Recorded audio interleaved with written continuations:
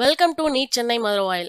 So இந்த வீடியோவில் என்ன பார்க்க போகிறோம் அப்படின்னா 650+ மார்க்ஸ் எப்படி எடுக்கலாம். ஸோ நீட் 2026க்காக வந்து ரிப்பீட்டர்ஸும் சரி, ஸோ நெக்ஸ்ட் பேட்சும் சரி ரெடி ஆகிட்டு இருப்பீங்க. ஸோ இந்த 11 மந்த்ஸில் என்னென்ன பிளான் பண்ணலாம், ஸோ எப்படியெல்லாம் வந்து 650+ வந்து மார்க்ஸ் எடுக்கிறதுக்கான சான்சஸ் எல்லாமே கிரியேட் பண்ணலாம் அப்படின்றத இந்த வீடியோவில் பார்க்கலாம். ஸோ ஃபர்ஸ்ட் வந்து பார்த்தீங்க அப்படின்னா கண்டிப்பாக நீங்கள் வந்து உடம்ப பார்த்துக்கணும். ஈட் ஹெல்த்தி அப்படின்ற மாதிரி சொல்கிறாங்க.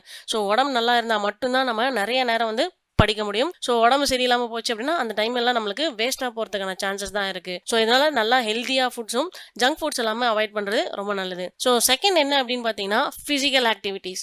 ஸோ பிரெயினோட வந்துட்டு பிரெயினுக்கு வந்து பிளட் ஃப்ளோ அதிகமாக போகணும். ஸோ அப்படி தான் வந்து நம்ம பிரெயின் வந்து ஸோ ரொம்ப கம்ஃபர்டபுளாகவும் கூலாகவும் இருக்கும். நம்ம படிக்கிறது எல்லாமே ஈஸியாக வந்துட்டு மெமரைஸ் ஆகும். ஸோ அதனால டெய்லி வந்துட்டு ஃபிசிக்கல் ஆக்டிவிட்டீஸ் எக்ஸசைஸ் ஏதாவது மார்னிங்கில் பண்ண கற்றுக்கோங்க. ஸோ தேர்ட் என்ன பார்த்தீங்க அப்படின்னா solve previous year questions. So daily வந்துட்டு என்ன பண்ணுங்க அப்படின்னா ப்ரீவியஸ் இயர் கொஷின் வந்துட்டு சால்வ் பண்ண கற்றுக்கோங்க.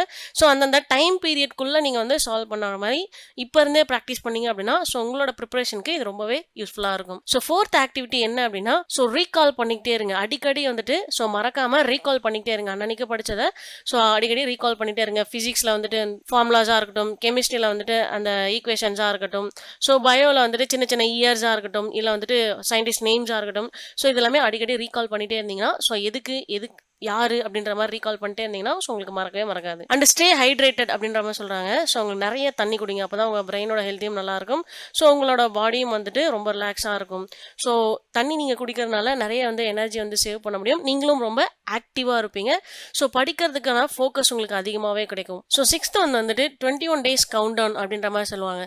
ஸோ ஒரு 21 days நீங்கள் படித்தது எல்லாமே நெக்ஸ்ட் 22nd டேஸில் வந்து டெஸ்ட் எழுதி பாருங்கள். ஸோ ரிமைண்ட் பண்ணி பாருங்கள்.